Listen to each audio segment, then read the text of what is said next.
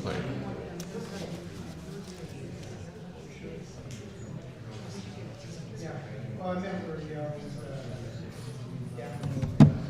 Okay, so it should be good.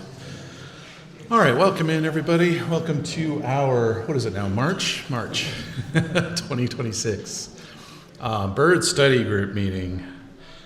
This is our second to last for this season. We actually, with the Bird Study Group, go until April, so April will be the last one.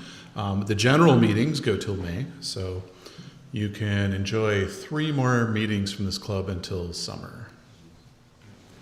And a little bit about tonight's agenda. We're going to talk a little bit about our group and what it is for those who are new here, recent sightings, a little bit about the Christmas bird count results. I'm going to briefly mention the HNC survey. I really want to hammer that one home that people should be filling that out. Excuse me. And there's a lot of upcoming events, so I'm going to try to skim through those quickly. And then our guest speaker for tonight. And a little reminder, we are live streaming on YouTube. You can go to youtube.com/@HamiltonNature to see all our previous presentations. For the last, I think, 2 years or so, we've had them go straight to online. Before then, there's some presentations from previous years that come from the Zoom era, and before that were sometimes we recorded presentations in person and then upload them after. So there's years of stuff in there to go take a look at. So we're the Hamilton Naturalist Club. We have been protecting nature since 1919. We're a nonprofit organization that is dedicated to the study, appreciation, and conservation of our wild plants and animals. Our meetings and field events are open to everyone. You don't need to be a member. But by becoming a member, you will get our monthly journal here, the Wood Duck. Made sure to bring one in person this time. Look, the Wood Duck. So if anybody wants to take a look at one, I have one here. You'll also be supporting our mission to protect nature in the Hamilton study area. In fact, I just threw this in last minute, but you can become a member right now by scanning that QR code, filling out the form, get your credit card out, etc. But the Hamilton study area, which I mentioned, is an area that encompasses the land shown here. It's essentially this point that was decided upon. It is centered upon Dundurn Castle and going out in all directions as a circle. And it includes many municipalities such as Hamilton and Burlington and Six Nations, the Grand River is within it. And we consider these to be our area of study. There are many treaties, of course, covering these lands, as well as the Dish with One Spoon Wampum Belt Covenant. We also have multiple nature sanctuaries. We actually have 11 right now. And that represents over 500 acres of land. Some of this is actually outside the HSA, strangely enough. And the club also partners with many other organizations to protect even more land than this. We actually do have other lands that we hold. We have contributed money towards other organizations getting land because it doesn't matter necessarily that we have it. We just care that it is protected. The club and its members also conduct numerous bird surveys, which I'll talk a little bit about later, to participate in bird conservation efforts across the HSA. Our club, our bird study group actually, goals are to keep our minds on the birds beyond what we hear and see in the field, bringing awareness and amplifying efforts, initiatives, and projects that are having a positive impact, allow for a broader conversation about bird ecology, threats, efforts, trends, and predictions, and to bring the average person and the expert birder into the same space. Who here is new tonight to the club? Yeah. Oh, wonderful. Nice to see you all here. Bird of the month. I always like doing one of these. It's been a pretty lean winter, I have to say, for trying to find birds of the month. But this one's pretty good, I think. Eurasian widgeon, which was found out in Saltfleet Township by Rich Port. And this photo is by Murad Jabra. You'll notice it is on the right there. For those who don't know, the Eurasian widgeon versus the American widgeon, which is on the left here. Very similar kind of looking, except you have more of a reddish sheen to our Eurasian widgeon. So there was one found out, and that looks like a lake, but literally it's just a field with a lot of melted water in it, for those who don't know. that space out there. There was also recently found a hybrid between these two species out there as well, which will be mentioned in this list, which is some notable sightings since our last meeting, which was only 3 or so weeks ago, so it's not been that long. Greater white-fronted geese have been found in various locations. Obviously, the Eurasian widgeon and the Eurasian widgeon hybrid. Eastern towhees been showing up in various places. There was a couple ospreys seen a couple times. Eastern phoebe at McMaster Forest. Green-winged teal, the Eurasian green-winged teal, not necessarily our native one. Bonaparte skulls, or at least one Bonaparte skull at Tannery Park. Harlequin duck at Bronte Harbor. Yellow-rumped warbler at Sedgwick in Oakville. There's a few places reported evening grosbeak. There was some sandhill cranes at Salt Fleet apparently as well too. The Ross's goose at Brantford has been continuing for a bit. And as has been throughout this entire winter, there's been a lot of yellow-bellied sapsuckers this year, I've noticed in the reports. Now I'd like to get to a little bit about the Christmas bird counts, some summaries. So on December 31st, 2025, we hosted the 5th Flamborough Christmas bird count. And that day we had 44 species during the day. This day was really horrible for weather. It was incredibly cold and windy and freezing. It was not ideal birding weather, but we managed anyway, somehow. This is why there was 8 count-week species, which I think is the most we've gotten for this count. I'm not 100% sure, but I think it is. This ended up being 52 species total, which originally the first report had 49 species total, but we later found out about some other reports during that week to increase the count week species.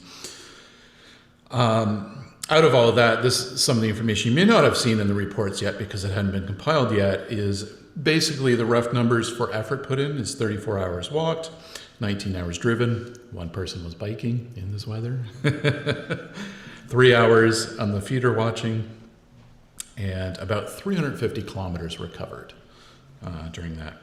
Now contrast the 5th Flamborough Christmas bird count with the 105th Hamilton Christmas bird count, which was on Boxing Day. 95 species that day, plus 8 count week species, meant 103 species total. 140 hours spent walking, 46 hours driven, 1 hour biked, same person. 34 hours of feeder watching, which was actually pretty phenomenal for a count. We've had a dearth of feeder watching for years, but it seems to have made a rebound this year. And about 575 kilometers total covered using all that. And now I'd like to invite Chris Motherwell to come up and talk about the Peachtree Christmas bird count, which I'm going to pull up his slides here. Figure out how to present with this thing. Slideshow. There we go. There, should be good. Great, thanks. Evening all. So it's kind of following along with what Rob was doing. It's kind of in between the 2 counts. We only had 2 new birds this time. The Spanish sparrow was the first for our count, which is quite neat. Snow goose, which you know is in other counts, we only got it in count week, so at least it's on the count now. So we now have 118 species total overall for the count, and the birds that's how we got on this count on January 4th. I just put in the high counts. These are the ones that had the highest amounts for the whole count over this is the 11th year for the Peachtree. So these are just the ones that came up.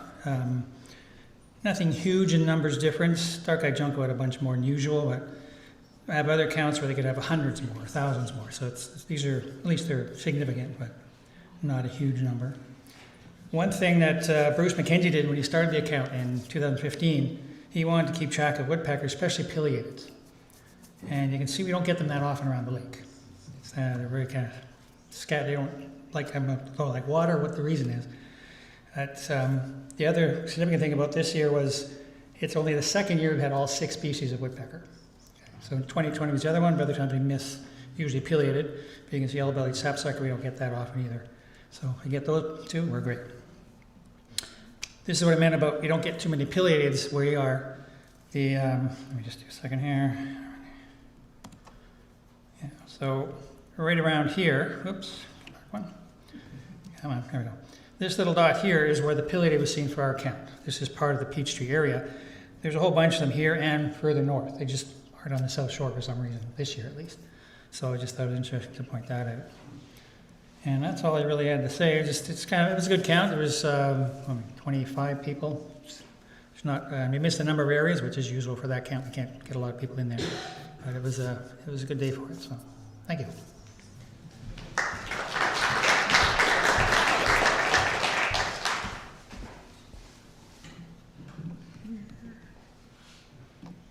All right, thank you, Chris, for that.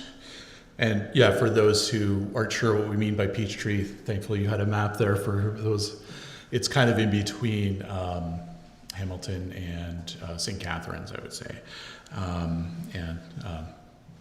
Bruce decided to be colorful when he named it rather than rather than something like the Salt Fleet Count or something like that. I actually like the name of it quite a bit. So a little reminder, I know we've been hammering this with every meeting we've had in the last 2 months, but if you haven't filled out the survey yet for the Strategic Planning Survey, and you don't need to be a member to do so, please do so soon.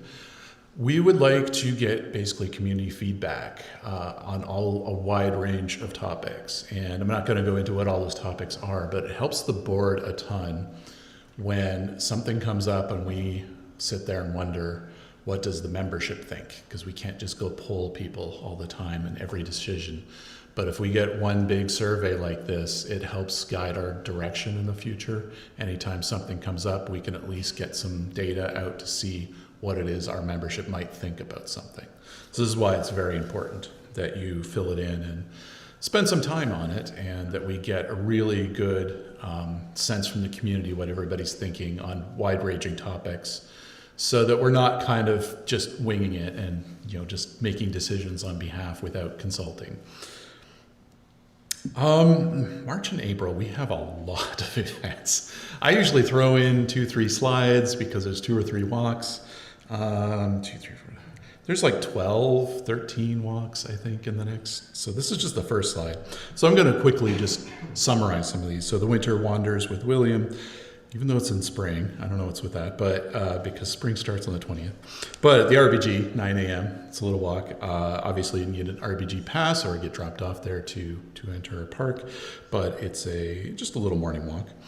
Hawkwatch, Matt Mills is at the back here tonight. He's going to be doing a drop-in there, so anytime between 10 a.m. and 5 p.m. at Beamer, at the Hawkwatch Tower, you are welcome to just drop in and learn about Hawkwatch, and Matt will be there to help you out.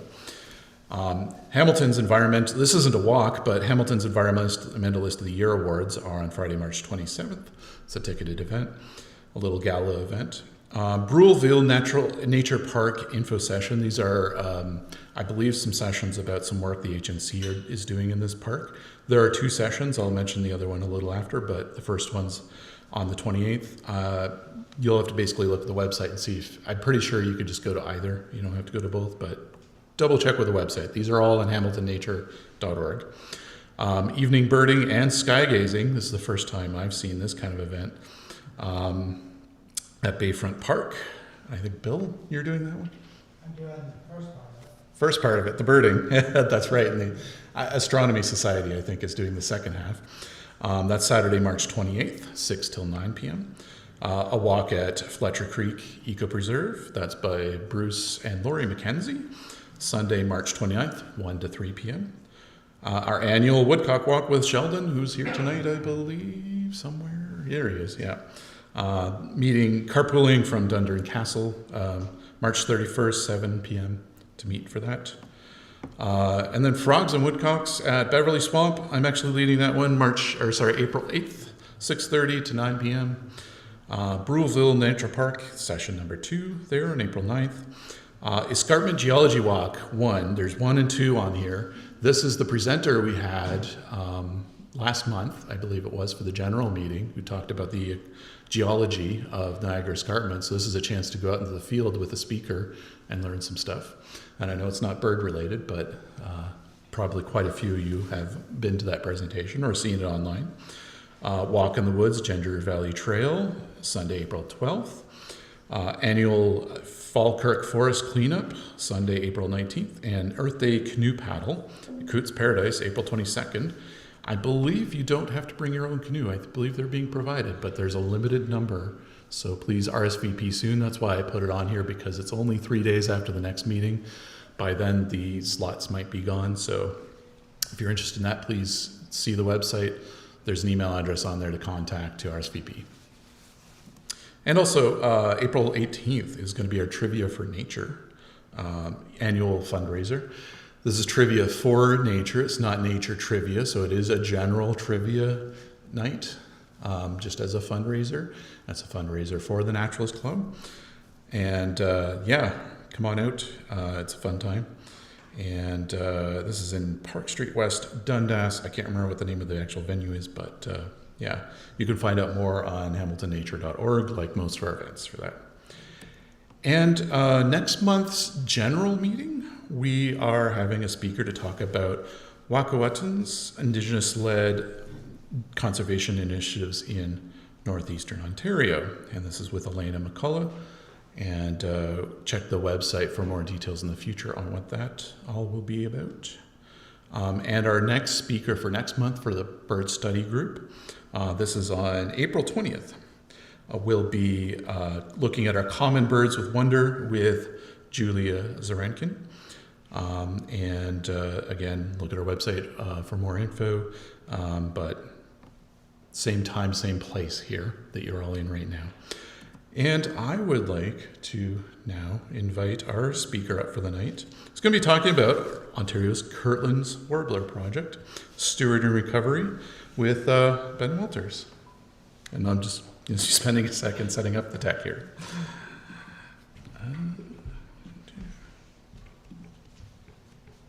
Slideshow. Should be good now. There we go. Sorry. Thank you for having me. It's still a surprise to me to even be up here speaking about this project, because it is it's a fairly large initiative, and it surprises me even that we've got to the point that we've gotten to with doing this. It was something we had talked about for a while, a small group of us, and so sort of to realize it and to be at the point we're at, it still somewhat shocks me that I'm even able to present on it, and that it's just not an idea that we're talking about kind of constantly. So thank you for being here, and welcome to the new people who are here. I saw there was actually quite a few hands went up when Rob asked who was new. So thank you for coming to my presentation for your first time being at one of these. I appreciate that.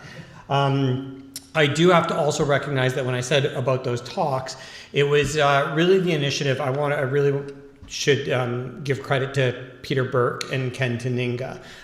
They were the two who really did keep sort of pushing this project and kept beating the drum to get it going, and they should be recognized for it.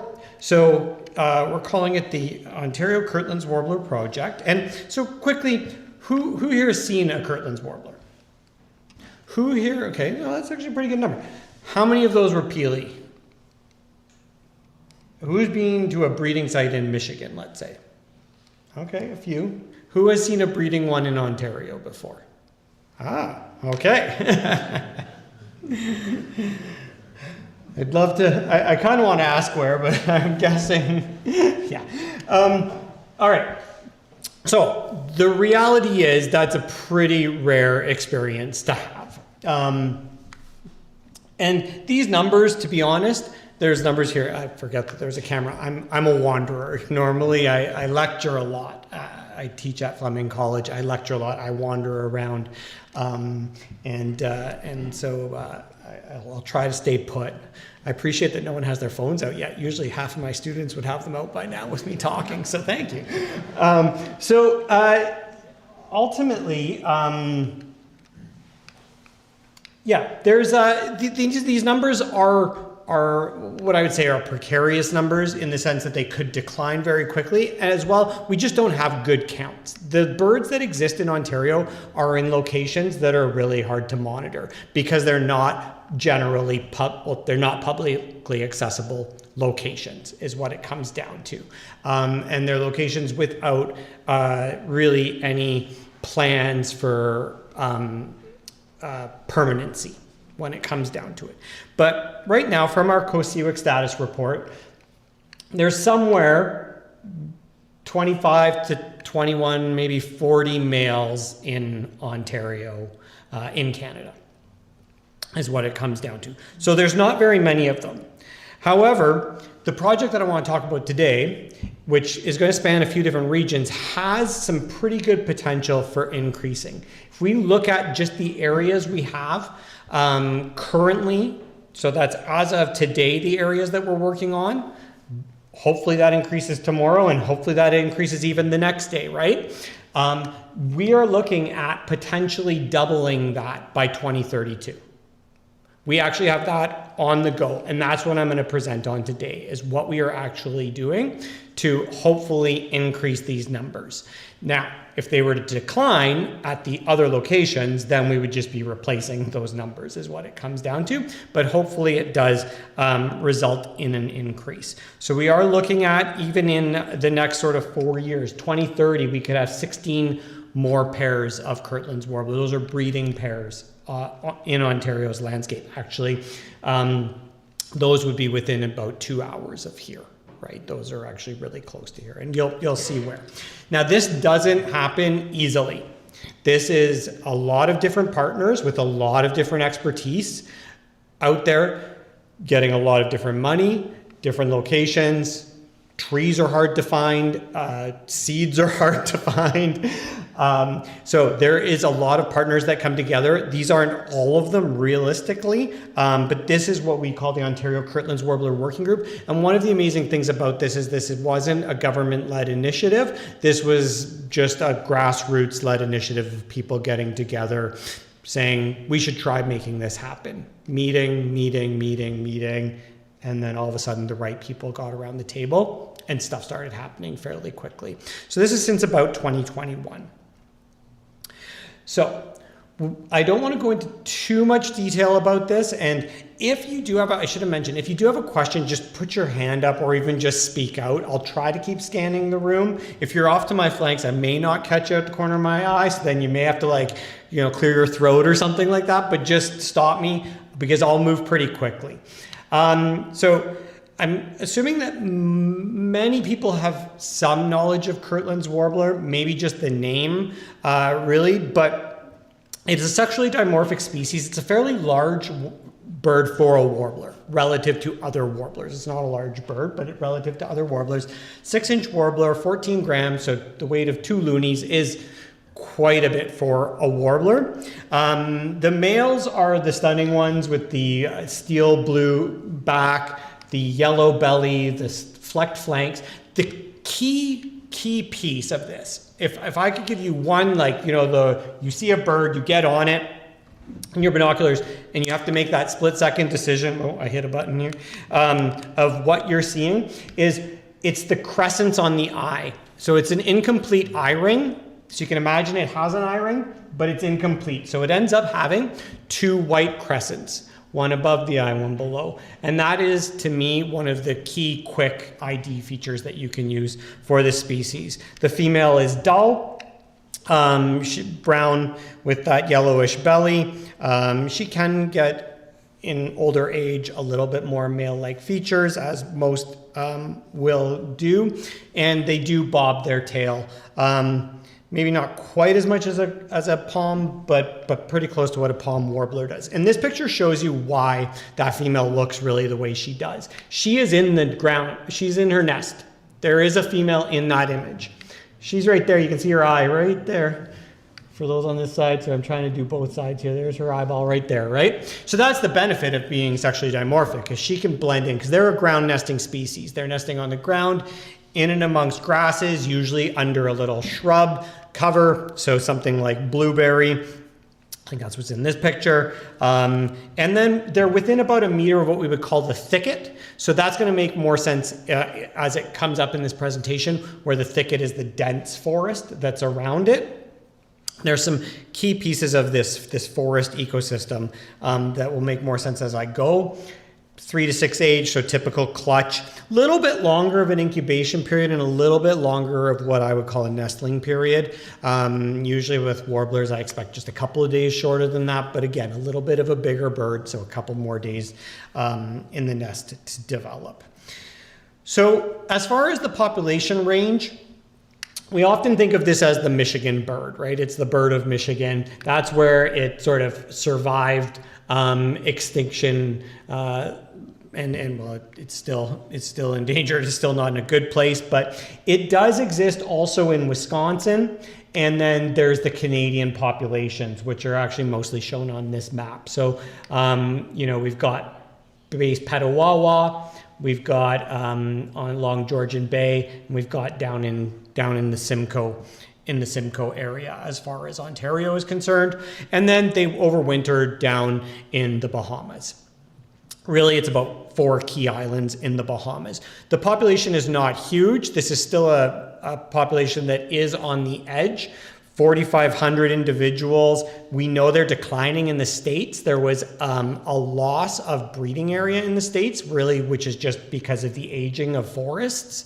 And there's been a steep decline again, like concerning level decline that's probably going to last for a decade until more forest comes online. And what that means will again, that'll come up in a little bit. But as you can even see with these numbers, it is a Michigan-based species still. But we have a significant opportunity really to help this species. If you look at that latitudinal range, even if you just connect those 3 orange dots in Ontario and start filling up habitat in that area, we could put a lot of habitat on this landscape in Ontario, right? There is a huge opportunity here. So what were the threats? Why did it get so rare, right? We look at Ontario, in particular, land conversion. So I showed you those dots. They are in here, but there is a lot of land conversion. It could have existed further south, but most of that land is now agricultural land, right? We've converted a lot of it to agricultural land, a lot of it to urbanized areas or peri-urban areas. Our forest management practices haven't been helpful to this bird. We plant at a much lower density than what this bird needs as far as forest cover is concerned. So that's kind of a funny thing because a lot of people don't like pine plantations, but pine plantations are natural. That is kind of the funny thing. We are actually replicating nature in a pine plantation.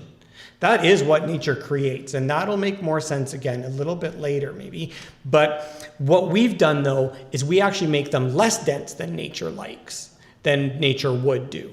We plant them so that we maximize profit. So we maximize growth rates. We maximize yield for the timber industry. I'm in forestry. I'm okay with that. I understand that. That is a necessity, right? Look around. We're surrounded in wood right now, right? We do need wood.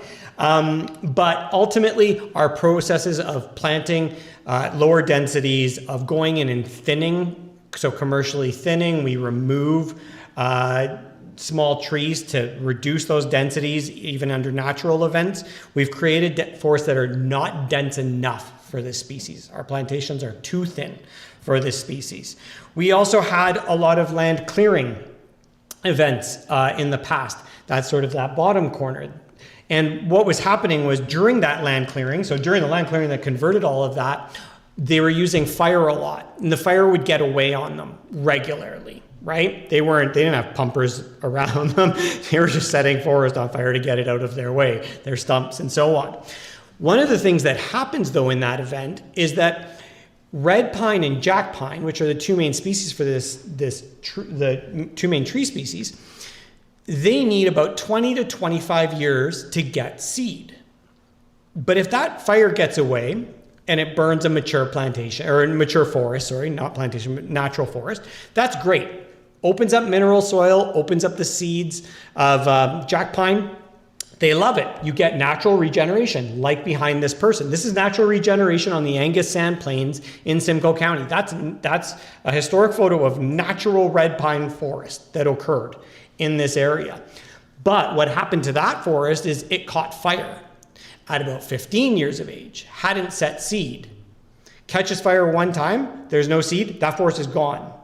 There is no bringing back the red pine. It's now going to convert to something else. So it is that simple to remove that forest type from the landscape. It would take nothing to actually have that happen. And I think that's what happened across a lot of southern Ontario, where they would occur on these sand plains. Parasitism by brown-headed cowbird is obviously, that's that middle one. That's a red-eyed vireo nest, but it still goes to show, you have 2 brown-headed cowbirds in the nest, and nothing else can survive. That was a well-known factor within Michigan's populations. They used to have a brown-headed cowbird control program there, where they would capture female brown-headed cowbirds during the breeding season and remove them. Because they were impacting breeding success. They don't do that anymore, but it's still a concern. And then you have, the Smokey the Bear factor. So the forest that the species likes, red pine and jack pine, are both fire-initiated forests. They're pyrophytic forests. They love fire, right?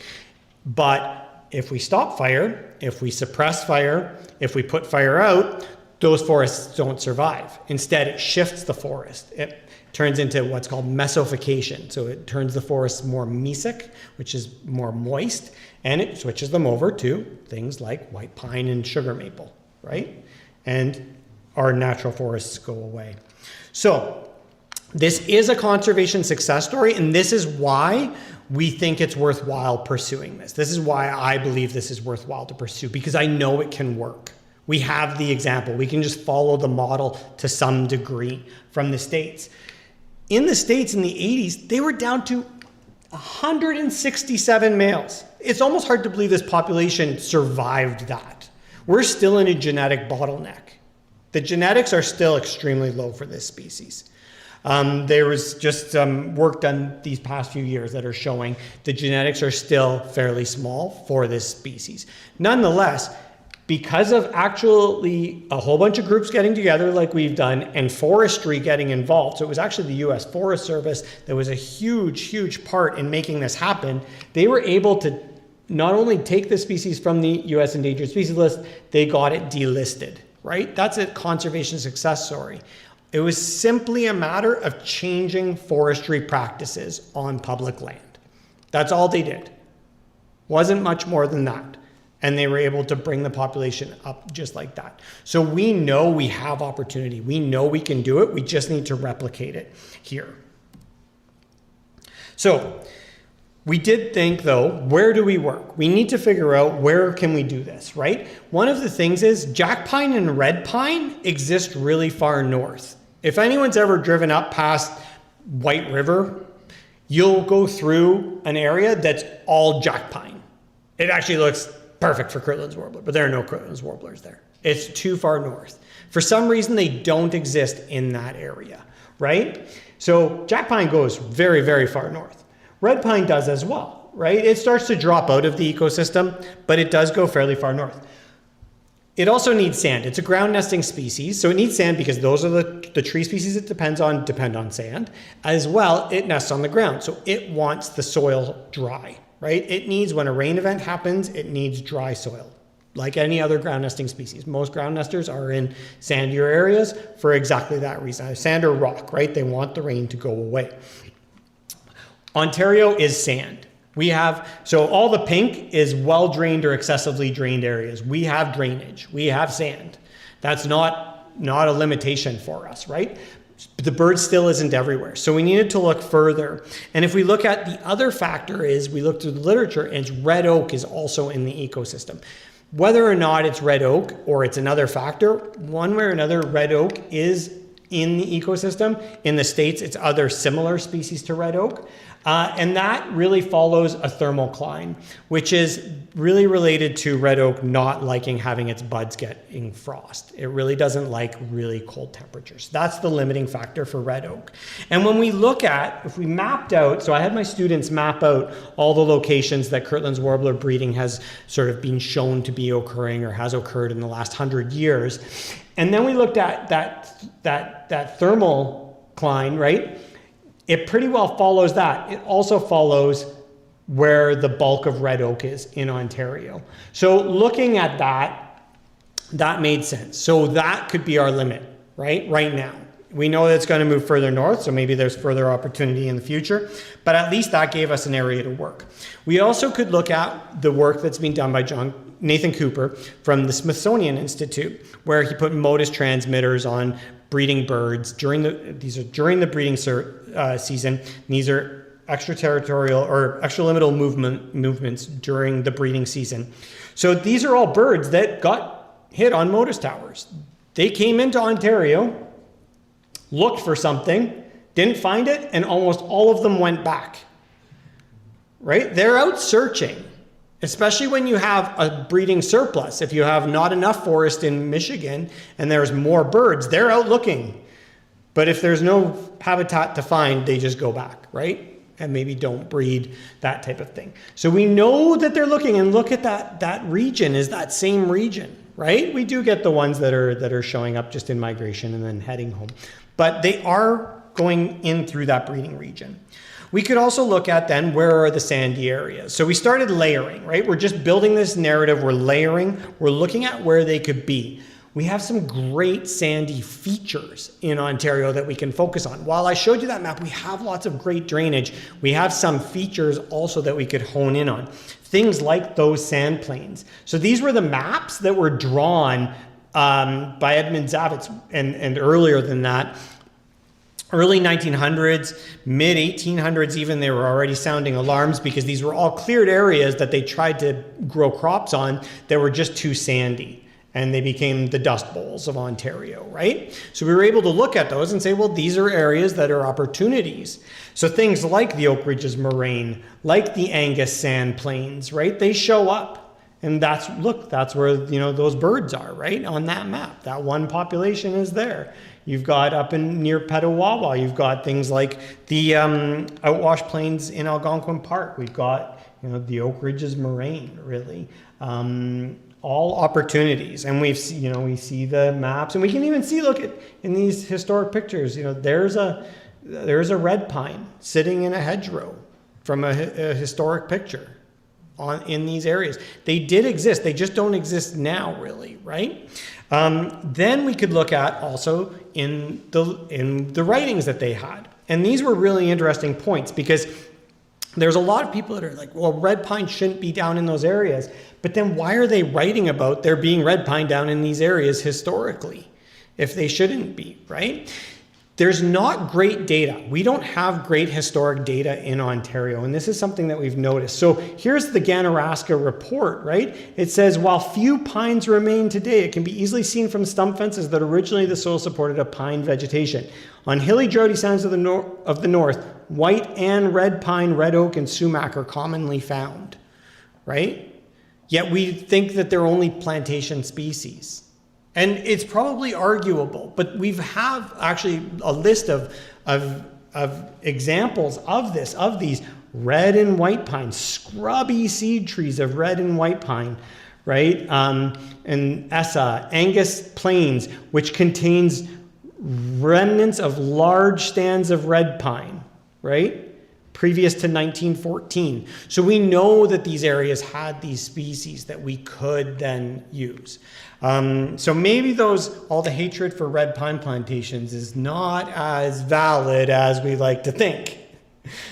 And I know that this has come up before. I did a project once a long time ago on birds of the Rice Lake Plains, and you would be surprised the breeding records when I looked through breeding records that are at a archive in Toronto, and drawings and depictions of species like gray jay and great gray owls from around Rice Lake during the breeding season, right? They exist. We have no clue really what those forests looked like before we cut them all down, drained them, filled them in, did everything we've done to this land, right? We really don't have a good sense of that. So we've taken all this information. We looked at them through the literature. We found what are the ideal pHs based on the sites. Now, this is always also granted, this is based on the sites in Michigan. We're basing all of our knowledge of this species on remnant population on remnant sites. We don't know the true range of natural variation that could have occurred.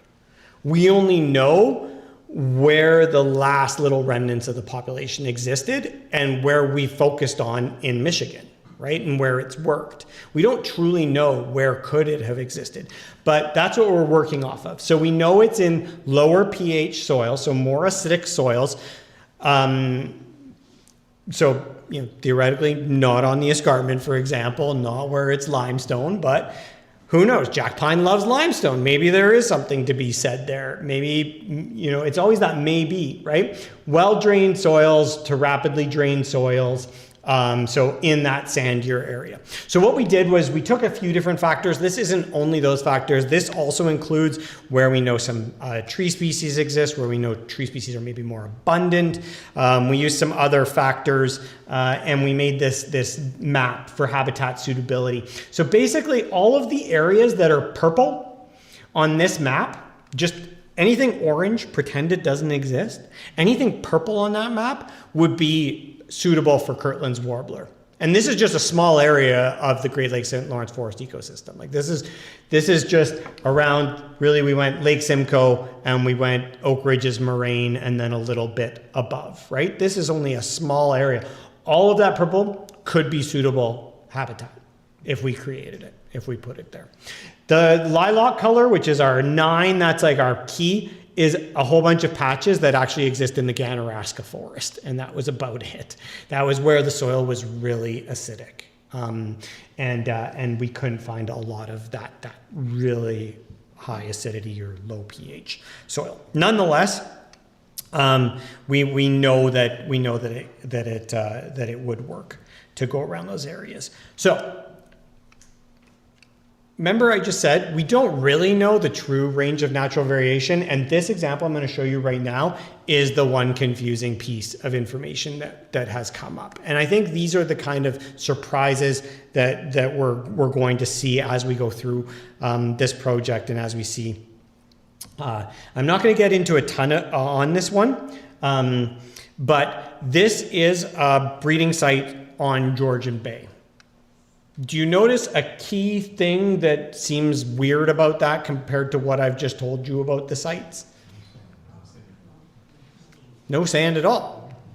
Bedrock. Granite, Canadian Shield. Just like Georgian Bay, right? Multiple breeding pairs, though. Natural fire, well, natural-ish fire, but a fire. So natural regeneration is what I should call it. And the birds are breeding in here. It's mossy, it's wet. There's these little sloughs in between that are wet, but the birds are breeding in there. It is high density natural jack pine with that red oak component, right? So it does go to show, maybe more is possible. It may just be that we haven't seen truly what the bird could handle, what it would be willing to handle. What are those structural components? We're just limited to what we know and what we can see, right? There are some questions about, I'm not going to get into a ton of this because there are some questions about survivorship of the nests in these areas. They're not surviving well, but there's more research that needs to be done on that. And I'll leave it at that. That really is being looked after by Peter Burke, that portion of the project. And so I don't want to speak too much to it because it really is his project. So let's talk about how Kirtland's warbler could happen. So these are kind of the approaches. There's the natural. That's what I just talked about. That's naturally how it would occur. It's a fire-based species. So remember I used that word pyrophytic, right? Pyro and phytic, like pyro likes fire. It's the bird of fire. It loves fire. And it loves fire in jack pine. Jack pine loves fire.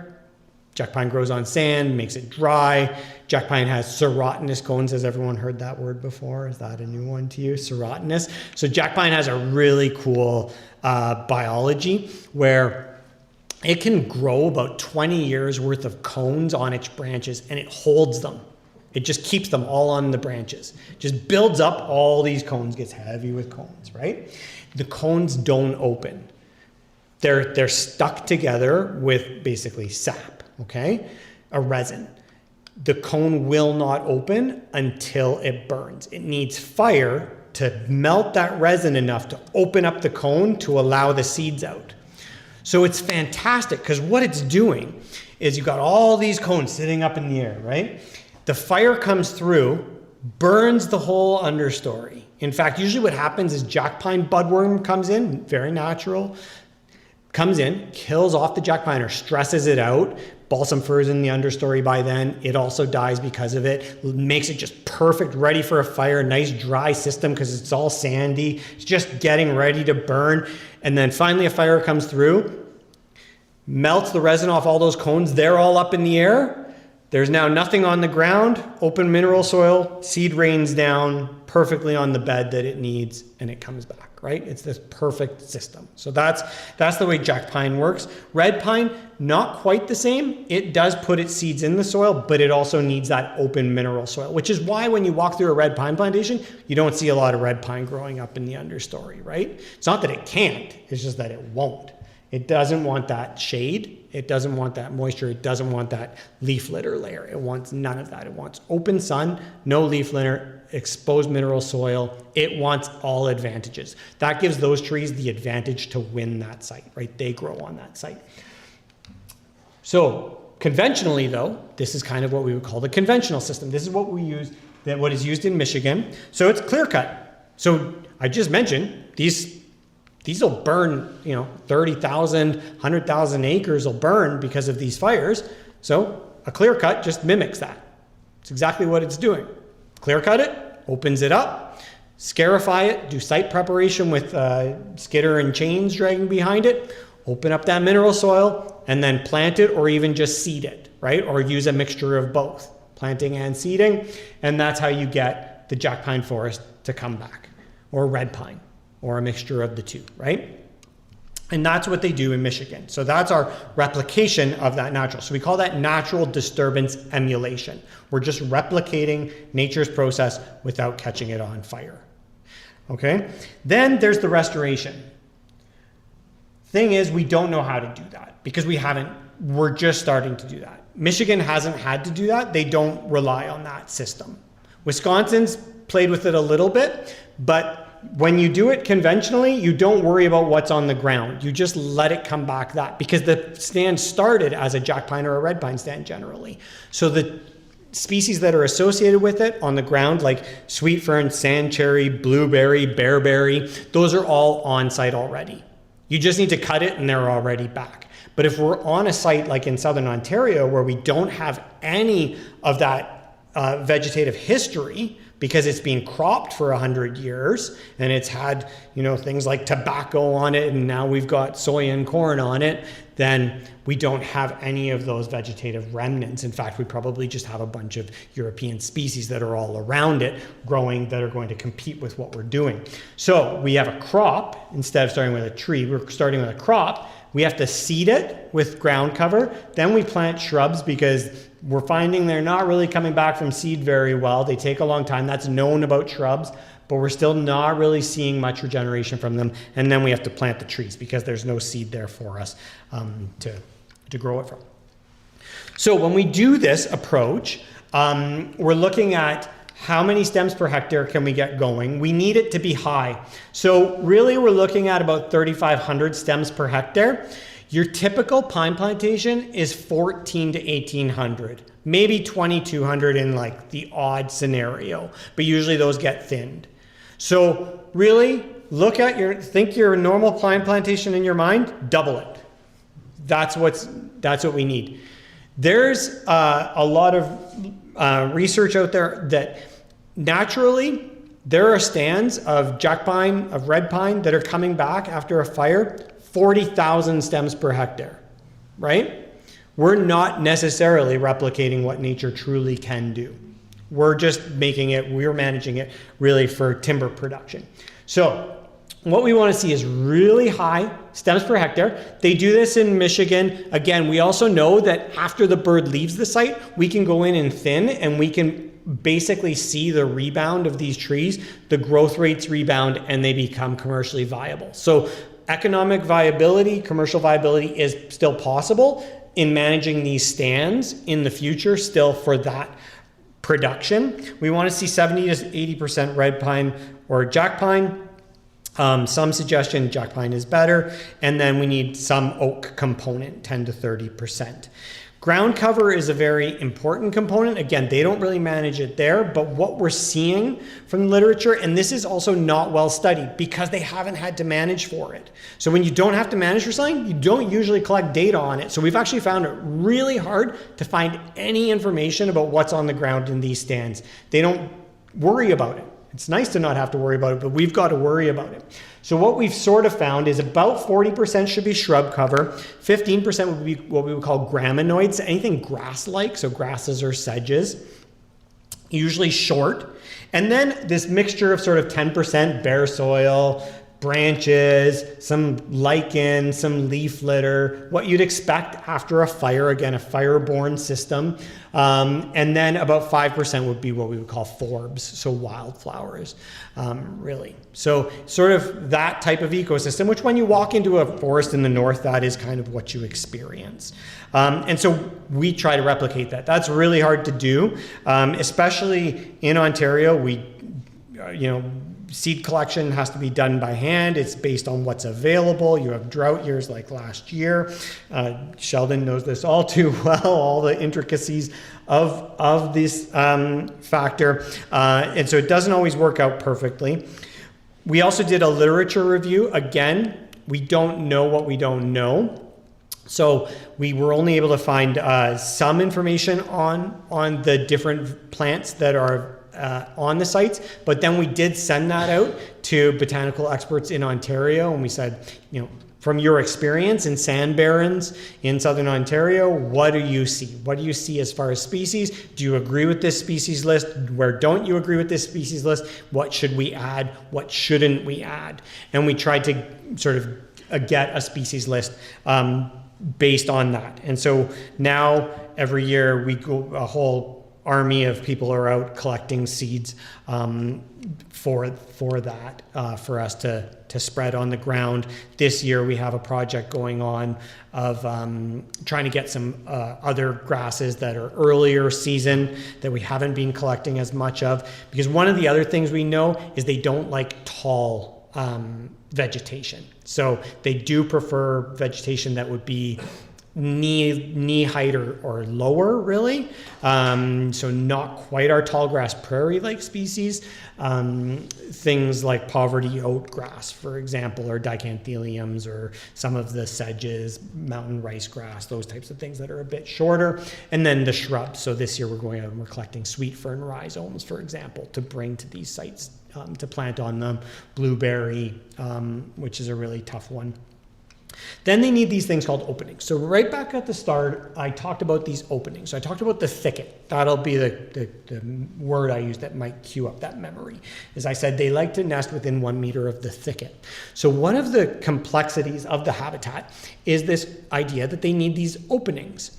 So in Michigan, I don't know if you can see that very well, but throughout the landscape, so this is a satellite image of Michigan. See all these little dots?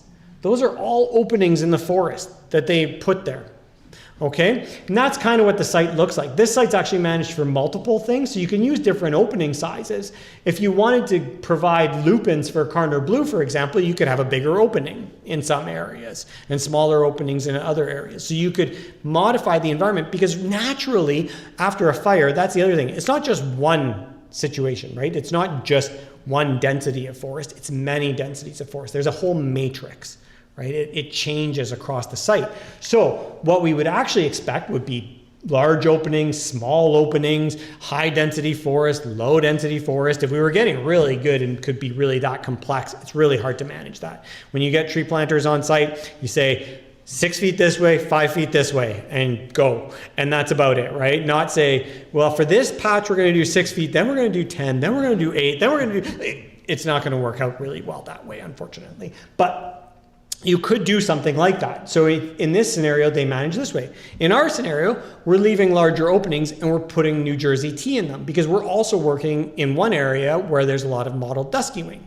So great, let's add New Jersey tea. Because while Kirtland's warbler is a single species management, we should remember it really is an ecosystem. This is a rare ecosystem, right? It's a real ecosystem. So there's many other species. Let's think of like Kirtland's warbler is the umbrella species, right? It sits over top and it shelters all these other species. There can be tons of different species: common nighthawks, whippoorwills, red-headed woodpeckers, grasshopper sparrows love these sites. In Michigan, they get upland sandpipers nest in those areas as well, right? So there are other species that will use these. So again, we can modify it to benefit these other species. The reason these look like diamonds is this is called the opposing wave. So the opening sizes and the diamonds that are here are because they use mechanical tree planting there. We do a lot of hand planting in Ontario. We don't use tractors with the mechanical planter on the back where someone sits or two people sit and they drop the trees in the furrow as the tractor pulls them. But in this case, they do. So really, the opening sizes that they used, we found that when we did our research, the opening sizes are really small naturally in a fire, 0.003 hectares. Little openings. They use 0.1. And these are actually based on the fact that that's about how fast you could turn one of these tractors. You're not making a quick circle with the tree planter on the back. It's just not going to work out too well. But this kind of works. And you know what? They ended up being Kirtland's warbler factories. So it's if it's not broken, don't fix it kind of approach, right? But you could use different opening sizes. The openings, just very quickly, the reason these openings would exist naturally would be maybe the fire burnt hot through those areas. Maybe there weren't any seeds on the trees in those areas. Maybe there had been mortality of trees 10 years earlier in those sites and there was no vegetation to come back. You can get ash deposits where the ash gets really thick and it actually doesn't allow anything to grow. And then you can also have frost pockets. So you can have these areas where frost settles a little bit earlier and it kills off the vegetation as it starts to grow. So when the seeds are young, the seedlings are young, they're a little bit sensitive to frost. And that can create, naturally in these systems, that creates that variability in the landscape. So we know that those are all components. So we've done that research. Now we've got to, so when we're talking about restoration, it's like, whoa, we need to do all of this. All of these components need to exist. I think of it as the recipe. Okay, so it's like, this is the recipe. We have a recipe card now that we can follow to create. And one of the things that we can use is also then we have some verification. So did anyone see the birds that were at Simcoe County's Packard track? Did anyone go up? A couple people did see those birds? Okay, so there's a few more. So we did have birds show up to a site that was being restored, right? Kind of in the middle ground as far as the restoration, because it was a tree nursery. It was a Christmas tree farm originally, so not really natural ecosystem. So we're not going all the way to the natural. Wasn't quite open farmland either. It was somewhere in between. 3 males showed up one year, 1 male showed up the next year, no male showed up the following year. I was able to go in the first year after the 3 males showed up. I went in the day after they left. The last ones were seen, and I did vegetation surveys in there and was able to then look at why didn't they stay? Why didn't they nest? And it was pretty clear. The evidence was there of why they didn't do it. I never found a single shrub on the site. I did see some raspberries. They just didn't end up being in my plots, but there really weren't any shrubs per se. So where are the females going to nest? I showed you there were those little blueberry leaves above that one female. They like nesting under a little bit of shrub cover. That wasn't there. As well, things like grasses were absent. So if it's further left on this figure, they're absent. Over the 0 is absent, there's trace, and then some percentages from there. So really what we were seeing was not enough grasses. We were good on bare soil, obviously no lichens, that takes too long. There was okay moss, maybe a bit too much moss, not enough sedges, so those graminoids weren't in existence, and yet there were lots of forbs, mostly non-natives, but nonetheless probably a little overabundance of forbs. So really we saw the forest looked right, the males came, they showed up, they heard another male because there was a caller playing, but they showed up and they're like, oh, this looks great. There's trees here. Perfect. We're good. And then maybe some females showed up and they're like, where are we supposed to have a net? We're at, you guys are idiots, right? We're gone. And they went back to Michigan. So we were probably seeing those birds on those Modus transmitters, right? They came, they showed up, they said, nah, to heck with you boys. You don't know what you're doing. We're going back. And so that was probably the case. So we know it's like, okay, We can get it. We're close. But now we know we need to tinker. We need to improve. These are some of the improvements we can make, right? So that's kind of our approach. So application-wise, we have a few sites, and sorry, I do know I'm running low on time here. I'm not going to try to keep you too much longer, but I don't want to rush it too. So we've got a couple of sites. So here's I used Peterborough as the location on this one. You've got Rice Lake right here, Ganaraska Forest right here. So these are sites owned by the Oak Ridges Moraine Land Trust. So that's one of our key partners. In fact, that partner is giving a presentation right now with the South Peel Naturalist Club on this actually the same presentation. These are two of the sites that we're working on. So these are probably going to be ultimately the most accessible sites to people when it comes down to it of all of our sites. We've got quite a bit of area. So the sites are 80 hectares and 40 hectares. So about 200 acres to 100 acres. Okay. But not all of them can be restored. There is a wetland that runs through this area. These are on a came. I should have put the topographic lines. These are a really high point here. You can see Lake Ontario, which is to the south. South is down from there. So the came is here. And then it drops down, but it does go into some really sandy soil up at the top there. So these sites are very sandy with a bit of a steep hill in the middle that drop down. They were purchased for this project. They came up for sale and we were able to purchase them. And they're being restored. So far, we've sort of restored this area. We've seeded about this area. We've got the seed in storage and about to be deployed for these areas. We've got most of this area tree planted. We'll be planting about 17 hectares here in a couple of weeks. We've got the trees all ordered and ready to go. It's a couple of weeks of planting for us. And then next year we'll plant these areas. One of the things we found is trees are really hard to get. Like enough trees are very difficult, especially when we're planting at these high densities. Now we are planting at 3,500 stems per hectare, but take a quarter of that away because we're keeping 1/4 in openings. So in metric speak, for every 0.4 hectares, which is 1 acre, we leave a 0.1 hectare opening, which is a 1/4 acre. So for every acre, we leave a 1/4 acre opening in the middle. That's our circle size. That's the ratio. So we're planting at about really 2,500 stems per hectare. And then we have this next site, which will come out of agricultural production. These sites will be retired this fall and hopefully will be seeded this fall.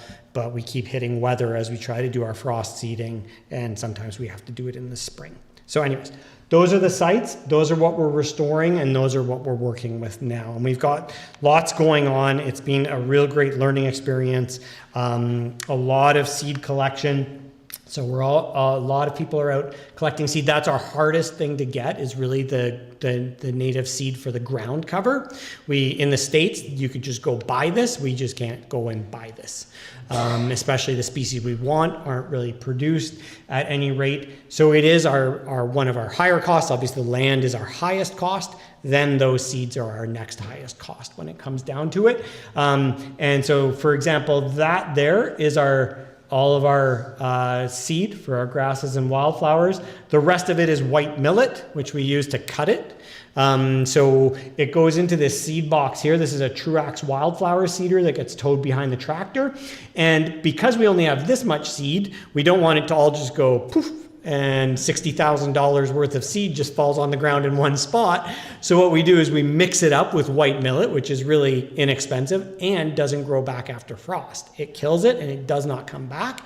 It does mean for great hornlark and snow buntings in that 1 year. It's pretty impressive when you see a whole field of millet. Anyhow, it then makes it so that the seed doesn't all come out in one spot. We then are able to spread it because we're covering pretty large areas. To restore, just to restore 20 hectares in a year is really quite a bit of land for any restoration project. We're doing 50 acres. So, in our first start, we did 11 hectares, 25 acres approximately. of grassland, which was this site, and this is how we lay out the openings to just give you a sense. 18 meter. We have students at my school grow some of the trees, but we purchase a lot of the trees as well. And then we end up with what looks like this impressive, basically meadow. In there are trees, but really for the first few years, this is the one fantastic thing about this type of project too, is that so in the first few years, it's just a meadow, right? Just like ecological succession would be. And the amount of bees and butterflies is incredible, right? And already then you've got field sparrows, savanna sparrows showing up, grasshopper sparrows should be there next year. We're in an area that's just abundant with grasshopper sparrows. For some reason, they love that region. You know, one day I was out and there was already a peregrine hunting the fields, which I know for Hamilton, you guys see them all the time. We don't see them all the time. We don't have big bridges that they can nest on. Anyhow. It's this beautiful transition, this beautiful landscape with all of this amazing stuff. So these are the ones that are, like I said, they're about 2 hours from here, right? If you know, Garden Hill Pond is maybe the closest place that people know. It's about 2 kilometers down the road if you've been to Garden Hill Pond or Rice Lake. Just north of Port Hope would be another way of saying it, south of Peterborough, north of Port Hope. Birds are not there yet, but if you figure they inhabit a site at about 6 years, I'll show this in a minute, trees are planted that are about 2 years old, so really it takes about 4 years for them to show up. So that's why when I showed you those figures earlier, maybe in about 4 years will be the first birds really showing up to these sites. And we could have quite a few birds given the amount of site. This is another really exciting, and I'm running to the end of my slides here. I am cognizant of your time. This one's an exciting one. This is really new and has extremely high potential for success. It's also, to me, like another just great foot in the door, which is what we're also always looking for with this project, is where can we get our foot in the door to get things started? What forest management agency is going to be willing to take the leap in Ontario to do this, right? Because it doesn't take much. It's just who's willing, because it's a little different. Change is hard, right? Change is difficult, especially in the forestry industry. Change is difficult, but here's an example in Algonquin Provincial Park. So this we started last year. And so we're in Algonquin. I'm not telling you where in Algonquin, but it's in Algonquin. But it is really close to Petawawa. So those sites in Petawawa that were, at least those are publicly known. They are published in public reports that Petawawa is a breeding site, right? Base Petawawa on the actual National Defense Base. And this is about 45 kilometers from those on a outwash, a glacial outwash in Algonquin Provincial Park. They clear cut 63 and a half hectares, which is a fairly large site. It was a jack pine stand that was clear cut with standards, so there's some trees left here and there. Site prepped it with skidders and chains. I went with my students this past fall. We laid out all the little circular openings for them. They're all flagged out so that they know where not to plant. The tree planters are going in this spring. The trees are already ordered and will be being planted. So that's a very exciting one, because to get an opportunity to try it in Algonquin Park, which has thousands of acres of potential, right? So that's that foot in the door with a big, exciting opportunity in the right location for this species. So this is what the site looked like. There's still quite a few residual trees. That gave some partners down in Michigan a little heartburn. They're not used to that. In Ontario, we have what are called clear cut with standards. So we have to keep a certain residual tree cover. And there's some concern that for there may be, it creates shade, right? So it does support some messification of the site. It creates some moisture. It also allows for predators to perch above, right, which isn't ideal. When we're in there, there's kestrels everywhere on these sites. You clear cut in Algonquin with this, kestrels show up instantly. They love these sites. And so the whole time we were working, there were kestrels all around us, even in the fall, working in these sites. And then there's obviously merlins flying everywhere as well. So these are what the site looked like, though. This is after the clear cut. There's good residual coarse woody debris and the right species, the right ground cover species. Everything is there. The blueberries there, the sweet ferns there. It's all there. It's ready to go. It'll be coming back. An ideal would be to burn this, but that's not an option right now, and so we didn't use it. So ultimately, now it's just a waiting game. We've got these sites. Hopefully we'll get more sites, but even on these sites, we're not that far off, right? This is what the residency looks like. So Kirtland's Warbler, this is one of the difficult things about their management and one of the opportunities. One of the great opportunities is we don't have to wait. It's not like we're saying, oh, we're gonna grow West Coast rainforest for marbled murrelets. We just have to wait 600 years. It'll be great. Right? We don't have, like, that's, the spotted owls will be here again someday. We only have to wait 6 years. That's a short period. It's still hard. It still doesn't fit within funding agencies' timeframes. It's hard to get even a government funder to fund this because it's not going to be seen within that government's 4 years, right? It's amazingly difficult. But nonetheless, at about 6 years, they'll start to occupy it. They peak from 8 to 15 years, and then at 25 years, they pretty well leave the site. So one of the other difficulties is you have to have a rotation of sites on the landscape, right? You have to have the next ones ready. You have to be really, if you've got 15 years is when your peak is, you need to plant 9 years after that one at another site to start coming online as that one goes off. So then the next site comes online as that one goes off. It does work. In the States, what they had to do is they had to shorten the rotations that they would normally use for cutting their forests. So they reduced the time frame so the trees didn't get as large. Maybe that's an opportunity, but the difficulty is when you're talking 50 years out, 100 years out in trees, who knows what economically is going to happen, what environmentally is going to happen. Who knows, right?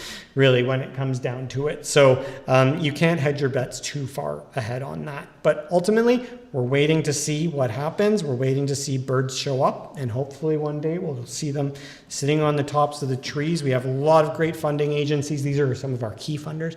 There have been lots of big funders, small funders. Maple Cross Foundation has been huge for providing, Maple Cross and ECHO, for providing funding for land acquisition. Ontario Land Trust Alliance, huge for acquisition. Ganawena Mishkiki Foundation, OPG, they have been huge for things like the restoration projects. And lastly, the last slide, and I'm going to leave this slide up for your interest, is we actually have another site already. So I was talking about the foot in the door. We have another one. This is 1 kilometer from those other 2 sites on the Oak Ridges Moraine on that same cane. So on the same hill, just on the south side of the hill. We're on the north side. Now we've got this one, again, being acquired by the Oak Ridges Moraine Land Trust, but we're still fundraising for it. So we're still acquiring the funds for it, but, fingers crossed, all things considered, it should be our next site in that area. So if you're interested in donating towards that or any of the restoration, that's what that QR code is for. And so thank you very much for listening, and I'm welcome to ask any questions.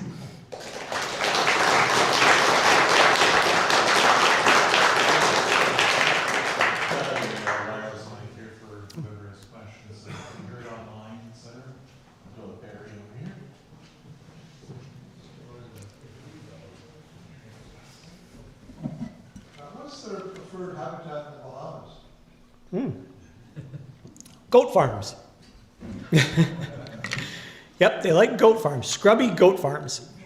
I don't know the habitat that well. I've seen photos of it. I would love to get down there and actually see it, but it's a plant, I believe it's called torch plant, which seems just perfect for this species because it, again, elucidates fire.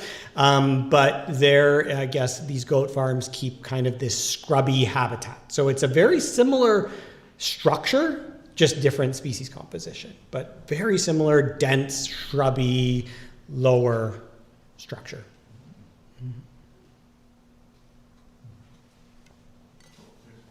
You also get prairie warblers breeding on these sites? So the question was, do we also get prairie warblers breeding on these sites? And yes, prairie warbler do breed on these sites. And in fact, like there's a site not far from these two that I've had prairie warblers on, where the ground cover just wasn't quite right. And then on Georgian Bay, obviously, yeah. And Norfolk has a very large sandplain, but is jack pine and red pine not necessarily native there? Jack pine definitely wouldn't survive there very well. It could, but it's like, that's pretty far south for jack pine. Obviously you could do red pine down there. The soils are very neutral to almost basic for some reason down in there. I assume the sand that is in those area, in that Norfolk sand plain, came from a different beginning, the parent material. Yeah, and I haven't spent tons of time down there, but is there blueberry down there? There'd be some, wouldn't be. There, yeah. The other blueberries. Yes, okay, more like high bush or, yeah, okay. Any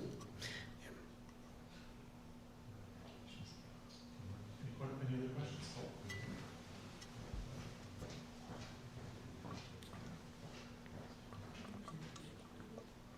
So I just wanted to explain what you said earlier, that once it reaches, the trees reach a certain height or maturity, then you have to move on. Is that because, I guess, they shade the ground, and then that's why? That's exactly it. Yeah. So there's two things that happen. There's two things that happen at that point that cause it to become unsuitable. One, well, actually, I guess so one is the change in ground cover.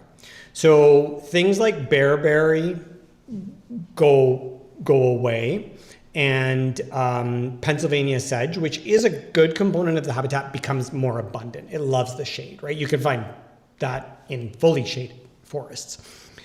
As well, blueberries stop producing any fruit, right? So you can find blueberry in shaded conditions, but usually they're a bit almost chlorotic looking and they don't produce fruit. So then there's a food source that goes away, and then sooner or later they actually go away as well. So you get this shift in ground cover. The other thing that happens is both of these tree species are self-pruning. Red pine more self-prunes, the branches actually fall off. Jack pine, sometimes the branches stay, but they die and they stay kind of as stubs, right? Which is great for a fire-based tree that wants the fire to go up it anyways. But the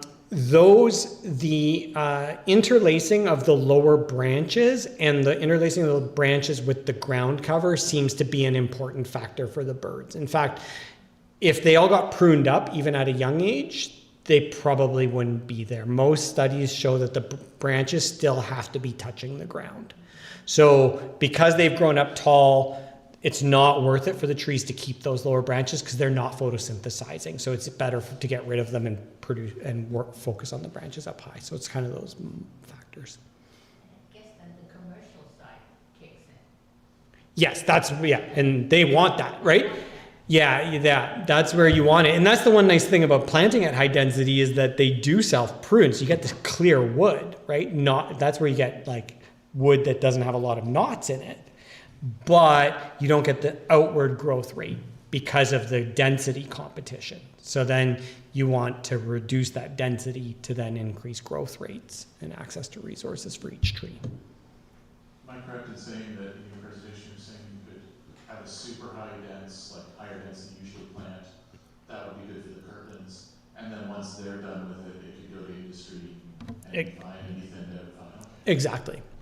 And there's going to be a cost to that. Like there is a cost to that. It's not as inexpensive as just planting in lower density and then, but ultimately that's true multi-value forest. Has there been anywhere that's done something like that before, any other comparison? Because it'd be an interesting experiment. Oh yeah, no, there's a paper even, Manchusko was the author and they looked at, it was Manchusko and Rothstein, I think, and they looked at growth rates post-thinning, post-Kirtland's Warbler and found that they could basically recuperate those growth rates.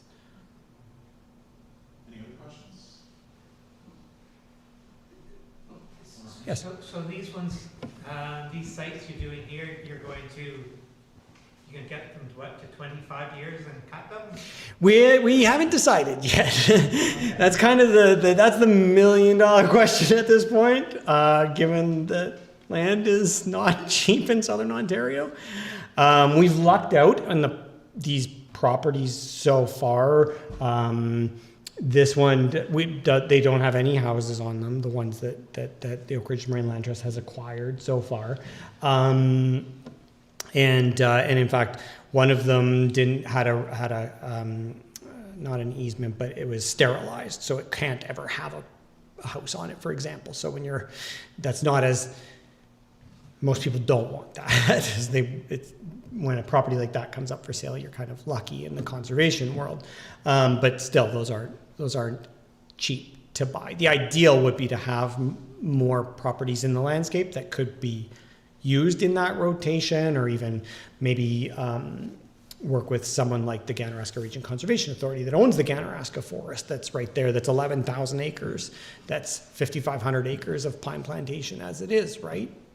To maybe work that into their rotation schedule because it's across the road from this property, for example. So ideally, it would be nice to have other areas come online and then maybe have these grow up, because there is benefit to then the other species that live later in the habitat, right? It's just constant shift in species composition, in your species assemblage. But if that's not possible on a conservation approach, then it would be best to then start clear cutting small patches and then replanting and trying to keep them resident on just those properties.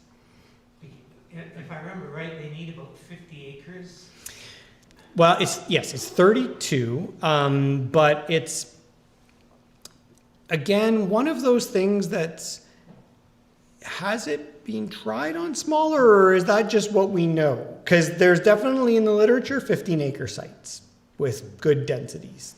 There's 12-acre sites that are inhabited. There's obviously the ideal, like any habitat, bigger is always better, right? Like that's almost we know that as a general tenet, right? Like bigger prairie, bigger wetland, bigger forest, right? Generally, those are always better, but they will inhabit smaller areas. So when we're down to populations of 20 precariously living, 2 is great to have, if nothing else. Ideally, yes, bigger would be better, but. Got a couple online questions. Great. Oh, cool. Great presentation. How would someone get involved monetarily aside? I am a student at Fleming College and would love to help. My office is 416, so. And they probably already talked to me. Okay. But yes, yeah. They're welcome to email me. I get emails from students. It is hard. Like opportunities are difficult to fit in, but we do try. Also, what kind of predators would you be concerned about that are not aerial? Red squirrel. Red squirrel. Red squirrel and chipmunks. Those are the big ones. Like it's the little cute ones are the worst. They eat. I used to study I studied ovenbirds even for a little while in the Ganaraska Forest, and I can remember years never finding a single ovenbird nest make it to hatching, like to make the nestlings out, because they were just getting hammered. I mean, that's the difficulty too, where you've got these mature pine plantations that are producing a lot of seed right in that area. You're then inflating the numbers of the seed-eating mammals, which are chipmunks and squirrels, and that also just love the protein packets that are in those eggs. I mean, really, birds are a beautiful protein conversion factory in some ways, right? Take the insects, convert it into protein in an egg, and then predators eat the eggs and get this great, yeah. I'd also imagine if you can find the other bird nest, then they can find the other. Oh, exactly, exactly. Any other questions? You can follow up with our speaker after. For sure, yeah. On behalf of the Hamilton Naturalist Club, thank you for coming out and giving us this wonderful presentation. I know a lot to think about. Thank you for inviting me. I really appreciate the invite. Thank you.